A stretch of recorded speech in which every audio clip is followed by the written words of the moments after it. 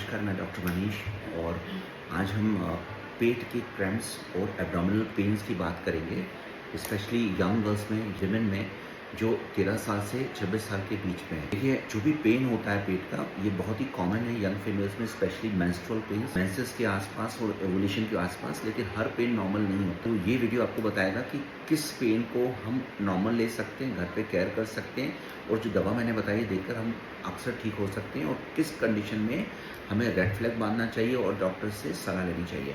What are the basic reasons behind the pain for a woman who is between 15 and 25 years? Yes, the most common condition is menstrual pain, dysmenorrhea, जो primary और secondary दोनों हो सकता है। That means infection भी हो सकता है, बिना इन्फेक्शंस के भी मेंसेस के एक दिन बाद या ड्यूरिंग मेंसेस पीठ से लेकर पेट तक क्रैम्प्स पेशेंट को हो सकते हैं, इवन थाइस तक क्रैम्प्स हो सकते हैं। ओवुलेशन में 14 डेज ऑफ साइकिल पे भी पेशेंट को पेन होता है।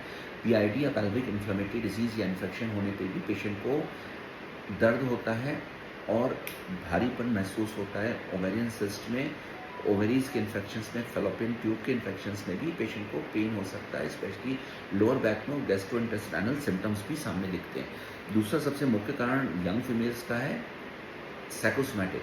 साइकोसोमैटिक पेन ज़्यादा स्ट्रेस और एग्जाम से रिलेटेड होता है। Young females are exposed with lots of work, lots of worries and anxiety, even if they are a student or even they are working. तो इन दोनों ही कंडीशंस में साइकोसोमैटिक पेन और साथ में अजीर्ण या पेट के तकलीफें, कॉन्स्टिपेशन, ब्लोटिंग, ये तीनों मिलके केस को खराब करती हैं और पेशेंट को पेट में दर्द हो सकता है, भारीपन महसूस हो सकता है। इसको हम IBS कहते हैं। सो IBS के लिए भी बहुत सारी ऐसी मेडिसिन है जो आपके लिए उपयोगी होंगी। तीसरा UTI है, पेशाब के इन्फेक्शन, जिसमें यूरिनरी फ्रीक्वेंसी बढ़ती है। स्टोन का पेन भी नीचे की तरफ, आगे से पीछे की तरफ जाता है। अपेंडिसाइटिस जो बीच में होकर धीरे राइट साइड में सेटल करता है। और बहुत सारी मेडिकल कंडीशन है जिसमें ये तकलीफें होती है, लेकिन मैं कॉमन कंडीशन की बात कर रहा हूँ जो लगभग 80% पेन के कारण में पाई जाती है। उनको आप घर बैठ के समझ सकते हैं और ठीक कर सकते हैं। अल्ट्रासोनोग्राफी इंपॉर्टेंट रिपोर्ट है। इसके अलावा पेशेंट के CBC marker, CRP, liver functions, thyroid की चेक करना, विटामिन D को मैं हर समय चेक करता हूँ।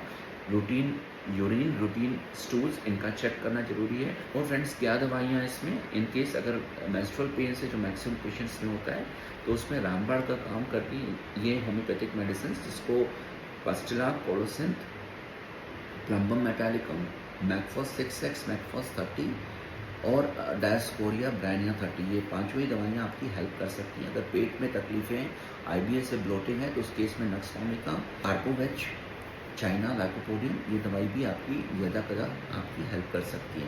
पेशाब की इन्फेक्शन है, पेट में दर्द है, उसमें कैंथेरिस, सर्सापारिला, पेट्रोसेलिनम, एपिस मेलिफिका, बेलोडोना। अगर पेट में क्रैम्प्स आ रहे हैं और पेट में कोली की पेन है, उस केस में ब्रायनिया, कोलोसिन तो प्लम्बम, इन तीनों के मिक्सचर आपकी हेल्प करते हैं। मैकफॉस 6X आपकी हर समय हेल्प करती है। एसिडिटी के केसेस में नेट्रमफॉस 6X आपकी फ्रेंड होती है, इसलिए नेट्रमफॉस 6X और मैकफॉस 6X की 6 गोली दिन में 2 बार 2-3 महीने ऐसे पेशेंट्स को ऐसे भी लेना चाहिए। They very safe, they do not come with the side effect. So what we recommend is to understand कि कब आपको रेड फ्लैग्स समझने हैं और कब आपको ट्रीटमेंट खुद से करना है। यंग फीमेल है और आपको अगर तकलीफ है तो उस सभी कंडीशंस पे होम्योपैथिक मेडिकेशंस और self care is enough for you. अक्सर पेट की ब्लोटिंग और पेन को आप घर बैठ के ठीक कर सकते हैं। इस वीडियो को देखें, समझें, स्पेशली क्रैम्प्स और कॉन्स्टिपेशन, IBS, स्ट्रेस और मेंस्ट्रुअल साइकिल के अंतर्गत हो जाता है। तो फ्रेंड्स, बैटरी ऑफ टेस्ट मैंने आपको बता दिया है।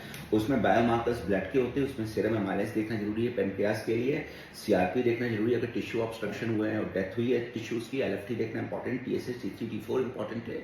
विटामिन D की अमाउंट देखना इंपॉर्टेंट है, आपकी ओवरऑल हेल्थ। यंग एडल्ट है, फीमेल, तो अल्ट्रासोनोग्राफी बता देती है कि नीचे ओवेरियन कहीं कोई चेंजेस तो नहीं है।